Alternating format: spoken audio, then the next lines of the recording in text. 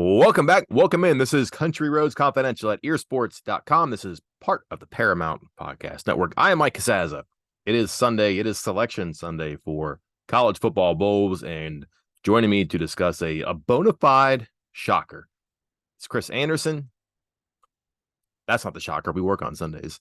And we had an unexpected twist today. West Virginia gets a bowl bid. And I want to note two things here. Mountaineers get a break for the first time ever as a Big 12 member, but they also end up outside of the Big 12 umbrella. It will be West Virginia playing in the Duke's Mayo Bowl, December 27th, 5:30 p.m. in Charlotte, North Carolina, against the University of North Carolina Tar Heels. Chris, a lot of fingers, typed a lot of words about bowl projections. I never, ever remember seeing this one until this afternoon. Nope. As you know, I do a weekly bowl tracker where I go around the industry and pull the bowl projections related to WVU every single week since week 4, I think. Because again, beginning of the season, nobody really had them projected for the bowl. So I didn't start until I guess West Virginia was maybe 3-1 because that's when they started to appear in these bowl projections that get updated weekly. And not once had I seen anyone project West Virginia to this bowl, and only a handful have projected West Virginia to be outside of the Big 12 umbrella, and that was typically was at the Birmingham Bowl. I think was like about it, like maybe the Boca Raton Bowl I saw for a couple things. That was it. No, I'd never seen anything like this, and you can understand why. Like no one thinks that one, if you end up outside the umbrella, that's because the Big 12 has more bowl eligible teams than they do guaranteed bowl slots. But to not only end up outside of it, but to end up in what I believe the ACC does a little bit differently, a tier 1 bowl for another conference is kind of wild. Like, of course, the ACC is still in there, but that's a tier 1 bowl. And West Virginia went from potentially being in like a MAC matchup. I saw one that was like Bowling Green in Birmingham. Like, how many people are tuning in to that one? And now it's in Charlotte against an ACC team. So I'm not going to carry any water here, but I want to say something. This doesn't happen unless West Virginia gets on the phone and turns some screws. And that's their AD, that's their marketing director, that's their football people, because somebody had to look into the future and grab the magic 8 ball, rub the crystal ball, whatever, and say, there's a spot to slip into here if we play this right. And it's some number of people. I don't know who it is. We can find out. We'll ask some questions for sure. But that math you're talking about, bowl possibilities versus bowl availability, you kind of have to project that when you see there's an overflow. It is kind of bold to say, hey, let's talk to another game, another tie-in, and see what we can do. But West Virginia did this knowing, there will not be enough SEC teams there. They can go outside and they can grab a leftover, who knows, MAC, Sunbelt team, whatever. Or you can grab a team that's got a really big alumni base in Charlotte, a lot of like Carolinas, Georgia, Tennessee. They may not get to see a game normally. Postseason game be cool. And then you fill in another blank because I'm going to assume here, and I don't pretend to speak for North Carolina football or their fans, but a bowl game in Charlotte, relative to their expectations, even their performance during the early part of the season, that probably isn't firing people up. You can still sell a lot of tickets if you get a good game and if you get a team that is excited to be there, which is West Virginia. So good for West Virginia for doing this. Again, I say this sometimes too, and people are like, well, what are they going to do? But like, if you get relegated to, I don't know, let's say the Birmingham Bowl, which we can talk about in a minute, or, the Armed Forces Bowl or some less than bowl, and they just don't give you a chance to break this reputation as, not Iowa State, not Kansas State, not a Big 12 team that gets its fans excited for a bowl game, then you're never going to break that stereotype. So sooner or later, somebody had to hand West Virginia the ball and say, all right, let's see what you can actually do. You have a good season. You have some excitement from the fans. Can you sell tickets? And I'm not sure the Big 12 was going to do that. But to go outside, to break the glass, so to speak, and try to do something a little different. And I'll try to get the details on this, but like certainly West Virginia had to be involved and had to be ambitious to go outside the Big 12 and to either make or take phone calls to sell their program, to answer some questions about what they could expect to do, who was going to be available, who was going to be coming back. Those are all good signs. And now you have a chance to show the Big 12, let's just say the bowl people, won 8 games. You gave us the ball. We helped, I don't know, sell out Bank of America Stadium. We helped sell X number of tickets in the first day, something like that. These are all blanks they had not been able to fill in because they just gotten bogus bowl game assignments for however long they've been in the Big 12. This is different. This is good. And if they were the ones who took this upon themselves, kudos to them. Now they got to live up to it. And that's fine, but you don't get to live up to it or even the chance to unless you make it possible. So that's a good thing there. Chris, what does this say to you, though, that if they did pick up the phone or if they did answer the phone, I think this is some sort of validation or vindication or whatever active word you want to use, pick your own synonym, that there is appeal to this team. This wasn't a lost season. This is 8-4, but like maybe it's head instead of tail. Maybe people who see one side of the fence are too close to it. And you step back and you say, wait a minute, how many good teams are there really? Not too many, right? So this maybe isn't a terrible team, and maybe there are ratings and offensive stats and metrics to look at. There's a lot to, how about this? Maybe not a lot. Let's not go overboard. There's something to like about this team. There's something to be satisfied or excited about with this season. Does this support any of that? And I'm glad you went this direction because there's a lot of little pieces of this puzzle that I want to talk about here. And one of them was what you just mentioned, which was how the West Virginia first, again, like you said, again, I'm gonna back that up. Kudos to all the people at WVU who got on the phone because this stuff doesn't just happen. Somebody has to initiate it, somebody has to follow through with it, somebody has to have a vision for it and make the pitch for it, makes it just to sell it. And somebody did, or somebody's did. And so kudos to those people. But part of that, to your point here, is the appeal. And it's the appeal of, is it the fans, is it the tickets, is it the viewership for the TV?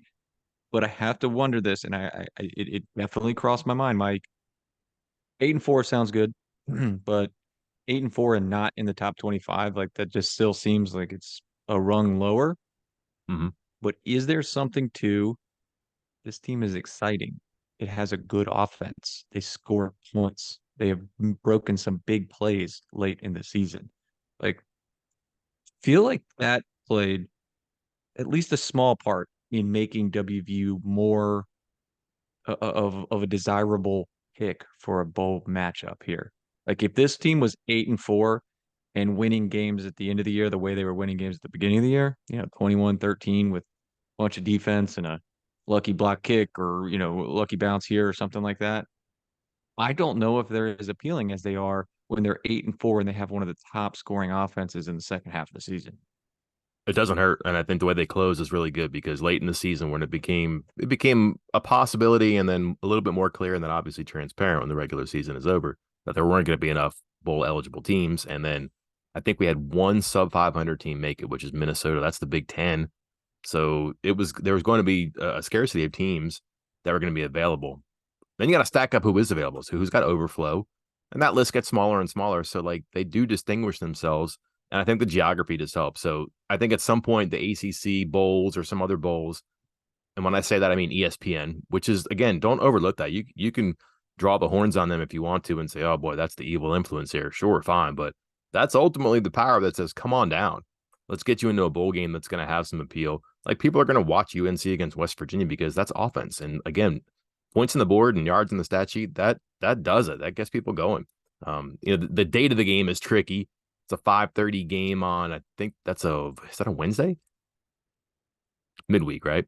That's hard. That's not like, Sorry, yeah, I was answering that. I was on mute, but I was answering. You're right. It's a Wednesday, okay. 5:30.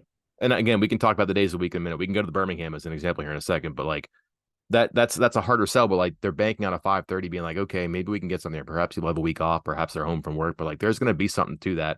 And I think you're right. Like if you're looking at a team that's kind of stumbling in, has lost a couple of games, or if they have a mediocre offense, or they just don't have star power, or if they're having players who aren't going to be in the bowl game, going pro, whatever, transferring, then that hurts. But like all indications are West Virginia has maybe not major losses, like significant ones to the transfer portal or um, NFL. I mean, there's maybe one, but I don't think Zach Frazier is going to play anyways. So that's good shape for the team to be going in for as far as the roster goes. We'll see with the transfer portal, but like if you look at their star power coming back, I think you'd be very surprised if like Jaheim White or Garrett Green or Traylon Ray transferred, like guys like that. I just think there's a lot to like about what their situation right here. I'm sure questions like that are asked and answered, or maybe that's information that West Virginia submits to the when they get pick up the phone or when they answer the phone. So I think those are all good things, and I think that like people should step back a little bit here if they don't like the regular season, or if they're on the fence, or they just haven't put their feet in the wet cement. Use this as a little bit more evidence that this is a positive here. And again, just juxtaposition. This is one thing, but then just go back to recent bowl games, like having a good team that gets knocked to like Dallas or that gets knocked to some other game that you don't want to play, or it's too late to watch, or it's against an opponent you're not familiar with, or in a part of the country you can't get to or don't have any interest to visit. This is better. So I mean, this is progress. And again, just to actually get a break in the bowl system is something new, I guess, but it's also refreshing. And it wasn't long ago where West Virginia was able to really thump their chest or puff it out and say, hey, a six pack and a tank of gas was the Rich Rodriguez line. This is something like that, and that the fans can follow through on that. Then you kind of, I don't want to see you erase one chapter, but you certainly put a punctuation mark on it. Where if West Virginia fans are underwhelmed, that's over, and you start a new one, and you build on that, and then all of a sudden you rewrite a history you've already told once. So another angle on this that I wanted to talk to you about, and it's related to how we ended up in this point in this discussion of West Virginia ending up outside of the Big 12 umbrella. Because again, there were more bowl eligible teams than there were spots that were definitively tied in. And it goes in order, and it was playoff. No one got for the New Year's Six, so you knew that was going to then push everyone down. Alamo Bowl, Pop Tarts Bowl, Texas Bowl, Liberty Bowl, Guaranteed Rate Bowl, and then we get to this spot that I want to circle on the hierarchy of Big 12 choices, because it's what, the seventh slot. I cannot even count what I was calling out there, but it's this slot here where you pick the First Responders Bowl or the Lockheed Martin Armed Forces Bowl, and then it has an asterisk. So this is coming from the Big 12 website, and it says that they are a flex pick. There is no definition of what a flex pick is. I have always taken it to mean that Big 12 puts one team in one or the other of these two bowls, not both, but they had to put one in one of them. They didn't put one in either of them this year. And presumably that's with West Virginia going outside, because West Virginia was not the only Big 12 team to go outside of the bowl tie-ins. The UCF is in the Gasparilla Bowl. That's two teams outside the Big 12 tie-ins when there was only one team that had more than the Big 12 tie-ins. So I guess the Big 12 could just say, screw you guys on the bowl, or you're saying maybe they did a little trading behind the scenes and work something out for better bowl matchups for both. Yeah, so my understanding of that flex thing, and I could be wrong here, and if someone knows this better than I do, maybe they'll tell me. But if there are no overflow games, so for example, here we have overflow in the Big 12, in that there are other major conference games or major bowl games. Let's just say other bowl games like the Gasparilla or the Duke's Mayo. They don't have enough to fill, and they can take from conferences that have extras over their allotment. I believe that the first responder slash what is the other one? What'd you call The it? Armed Forces Bowl. Yeah, I believe that's if there are extra bowls and not enough. There's extra teams, but not enough spots to fill through other leagues. So that's not the case this year. There are going to be bowl games that didn't have teams from conferences to fill in. So you take them from other conferences. I'm not sure how many other conferences are sending teams to extra, like to other ones. So the Big 12 might be unique in that situation, but that's also why it's not necessarily a bad thing to have a shorter bowl roster too, because this is better for West Virginia than playing a game in Dallas on what is that, December 26th, I think is one of them, or Yeah. it's tough. So like that, and I think it's better than this to me is way more appealing than playing like a MAC team or a group of five team in the Birmingham Bowl. Now, let's pause for a second on the Birmingham Bowl. This was projected before, and like I kind of alerted people this was a possibility because I thought that there was a chance that some number of Big 12 teams, one, maybe two, it turned out being two, would end up outside. I had not, I mean, I kind of like, I hadn't seen the Duke's Mayo Bowl being one, but I knew that there were going to be something like that. If I'd sat down and looked at it, might have come to that conclusion. But obviously, the Birmingham one was reported by Brett McMurphy, who you probably should trust on things like this. So the reason that's good for them is because that's a December 23rd game. That's a Saturday. Like people aren't really traveling for holidays. They'd like to be where they're at on a Friday or maybe like a Saturday morning. So you're there, you throw it on the background, you sit down, you watch the game. It's going to get good ratings. There's NFL games on. That's counter programming. It's just good. It's going to get good ratings. TV people love that, and that to me is a good sign. If you're West Virginia and you get pulled into the Birmingham Bowl, I know people are going to turn their nose up at it and say, Birmingham Bowl, what? We're playing a MAC team, what? That's fine, but you're the desired property there. You're the headliner.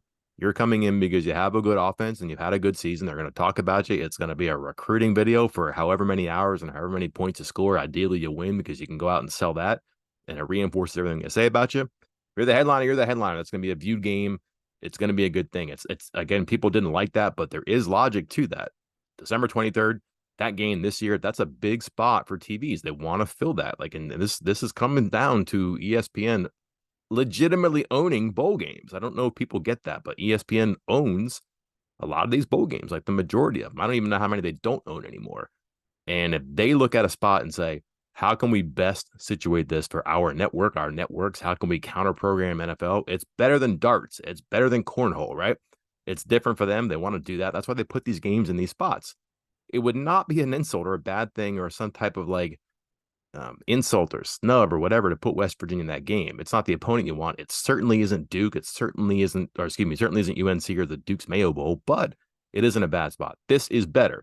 The only problem is that it's a Wednesday evening and it's not a Saturday where people are situated again. But maybe their travel is back and they're home the 26th or early in the 27th. They can watch the game. But I think regionally it's really good, and that makes this, I think, a step up, and nothing wrong with this. There's minimal history there, but I think UNC is a reputable opponent that had a good year.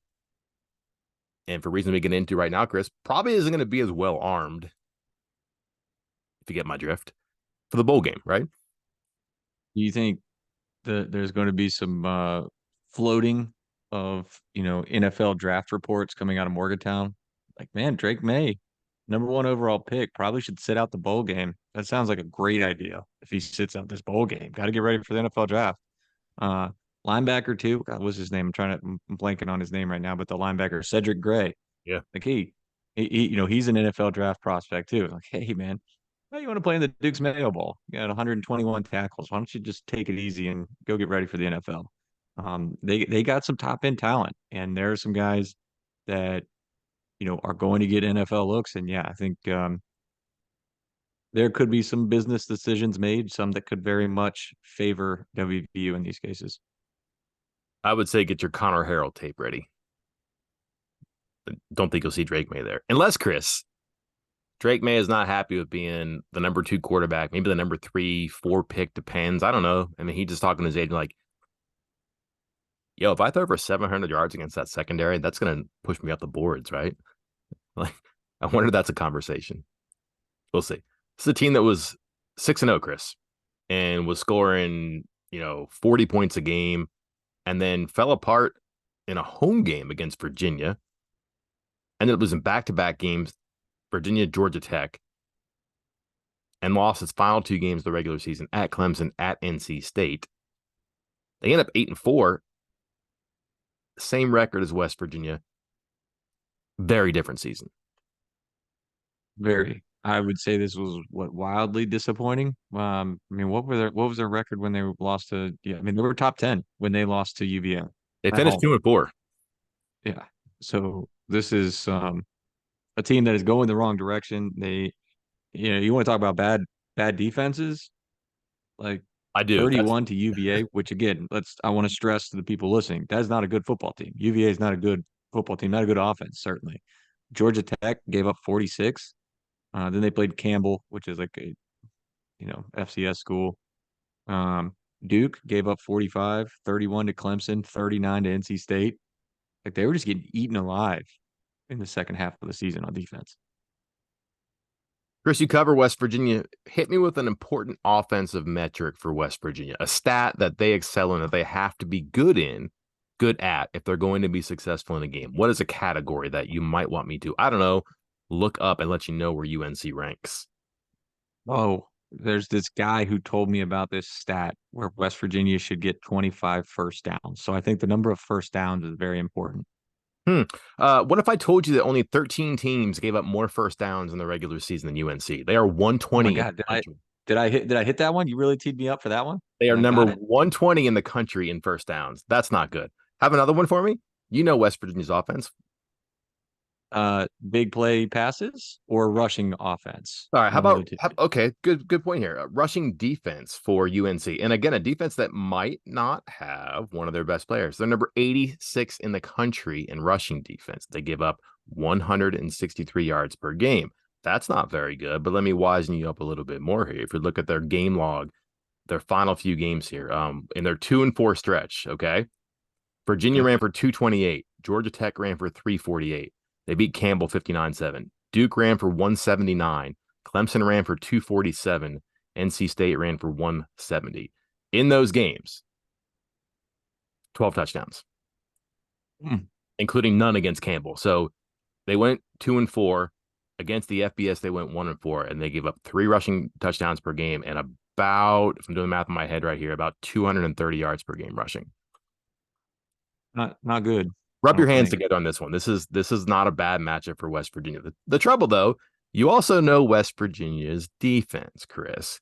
Let me tee you up Hmm. again. Where might we be looking at UNC's offense as to where and how they might succeed? And I'll tell you how the Tar Heels rank. I bet they're pretty good at passing the football, especially deep balls. 8th in the country, number 1 in the ACC, 308 yards per game. Trouble is, that's Drake May. I'd be pretty surprised if he's in this game. Um, in fact, I wonder how long the announcement even waits there. But Tez Walker, I would assume he'll play. Perhaps we can get a Raekwon battle, Tez Walker huddle, and we can try to figure some things out there as to how this happens. But their offense here, passing the ball, terrific. If you look at 25-yard passing plays this year, number 5 in the country with 42. The national leader is 51, so they're not too far away from the top there. So yeah, trouble is Drake may not be the quarterback there. Some other ones here to look at. You're nailing the game, but we can expedite this. I think people get the gag. Their third down offense, excellent, almost 50%, 49% of the time they convert. Trouble is, they kind of step on the rake a bunch. Their penalties this year are terrible. I think West Virginia, if you can bail their defense out by getting into long yardage situations because you commit a penalty, you hold, you jump, you false start, something like that. That's not necessarily conducive to the way you want to play. Their red zone, pretty good in offensive defense, both in the top 30. That's interesting to me because that's a pretty consistent operation. We talk a lot about Drake May. Chris, they're number 16 in the country in rushing offense, though. They're just under 200 yards per game, 197, and they've had some good performances this year, too. They have some good players as well that can run the ball, but against teams, when they've had to run the ball, they've been successful with it from start to finish, but it's kind of tailed off late in the season. They only had 130 yards against NC State, but they had 248 against Clemson. Had a hard time running the ball in some of these games, but they've also run the ball pretty well at times too. Looking at it now, 1, 2, 3, 4, 5, 6 games over 200 yards, one over 300. They can run the ball in West Virginia. I'm not saying their rush defense has been weak. They've been so forgiving sometimes against the pass. We haven't really seen them get trampled against the run, but when they've been bad against the run, that has been a problem at times for them. But it's a fair matchup, I think. I think people would be surprised to learn that, wait a minute, they can run the ball. Yeah, they've actually been pretty good about that. In fact, they have one of the better running backs in the ACC. Mario Hampton, a sophomore, 1,442 yards, 6.2 yards a carry, 15 touchdowns. He's a pretty good player. Trouble is, the number 2 rusher, Drake May. So you've done your research. Well, let me ask you this: have you put these numbers into your betting formula yet? I'm actually trying to keep that out right now. um, Okay. Because but I was it about to ask you if you had it, or you have your formula, if you want to take a stab at it, what do you think the line for this game should be? do you And have then it? I guess after that, we should. No, I haven't looked at it yet. And I'm wondering if they even put one up because they're waiting to hear what's going to happen with Drake May and some So of these guys. so I hold on, let me turn one more number in here. I gotta look this. I wish I'd done this beforehand. It's so dependent on May, Chris, that it's not fair. But Right. Because like in the NFL, like if somebody's hurt, like a quarterback or it's questionable, like they won't even put a line for it. So I'm wondering if they're going to do the same thing with this and some of the not just this, but like a lot of bowl games. hold on one second here. This is going to have. All right, well, we got a neutral too. All right, so yeah, so this establishes UNC as 6-point favorites, That but seems fair. that's with May. I mean, this is going to be 2 without May. You think? Right. Yeah. I was West, gonna say would you go? closer to a pick 'em without May. I would say, would you go one? Would you go full West? Is he a touchdown difference? You think I six mean, and if you're telling me there's no May and no Gray, their top linebacker, like you're telling me their best player on both sides of the ball is out, and we're assuming West Virginia is not going to lose anybody that's the starter, to the NFL or to the transfer portal before the game at least. Yeah, I could see like a 6 to 7 point swing with those two guys out. it'd be a really interesting line. And then I don't know, like Hampton. I don't think Hampton can go pro. I think he's a true sophomore, so he's not going anywhere. But he's a pretty good player. Yeah, he's a true sophomore. So yeah, I mean that's a significant part there too. Um, I don't know. Surprising day, surprising news, but good news for West Virginia. Um, I think this is going to be a good game. I think it'll be fun to watch these two teams go. Like they're going to be. I still think without May, their offense is going to be good. Like if they bring all their pieces into this game, I honestly I don't know enough about their offensive line. Could they have defections there? I don't know what the transfer portal is going to do, but they do have some impressive players. Again, their running back I think would surprise people, but Tez Walker ended up as their leading receiver, even though he missed 4 games, 700 yards receiving, 7 touchdowns. But they have a bunch of guys who can catch it. They had 6, 7 guys who caught touchdown passes here that are in key roles. Tight end's pretty good. They do have some people who can. It's going to depend on the quarterback, of course, but like they have a system there that works in offense and it'll be productive. But now the question, I guess, would be is who is going to be there for both sides, and we'll begin to know here. I mean, if we haven't already, we've seen some people from West Virginia fall off to the transfer portal. No big names as of yet, but that all begins to change on Monday. Then we should know more about who's going to be involved, but also like how this game is going to shape up soon as we dig into this. And it's a surprise, but it's a good surprise. I'm kind of eager to roll up my sleeves and see how this goes. Yeah, should be a good one. This trust me, when I'm sitting here trying to think of how how are we going to get fans excited and keep the board moving and the site bumping for a matchup in Birmingham against Bowling Green. I don't know. I wasn't sure what was going to happen, but this is much better for sure. So looking forward to it. Thanks to Duke's Mayo. Not bad. We were wondering Wait, about are you a Mayo or a Miracle Whip guy? if you give me Miracle Whip, I'm going to cover the basketball team instead. Okay. All right. So are you a Dukes guy or you Oh, got mom, Hellman's? mom, big Hellman's, but like once I guess I technically live in the South now. Like Duke's is the big thing, but like I've always kind of liked Duke's is good enough. But that sounded unnecessarily harsh to the basketball team. Yeah. Wow. I was that, gonna move on from it, but go ahead. that was a stray. My bad, guys. But yeah, Duke's is fine. Suitable supplement to me. And there are certain parts of the country you probably can't help but get that, which is good. Big fan. Would you rather eat the human Pop Tart as a celebration or be doused in Duke's mayo? That human pop, as much as I used to love Pop Tarts, I haven't had them in a long time. Can't can't imagine how disgusting that Pop Tart's going to be sitting out there in Orlando running around with all it. No, Swampy.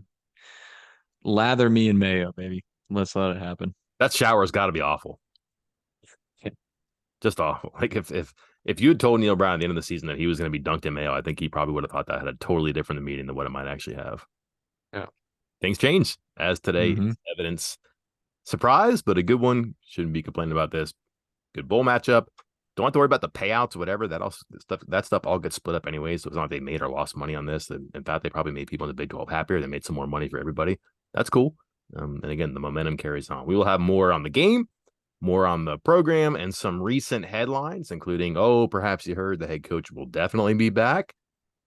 We'll know more about the transfer portal tomorrow. We'll have three things I know on us Monday morning because we just didn't know we were playing until the 11th hour here today, it seemed, on a Sunday. What else can we be looking forward to here, Chris? Yeah.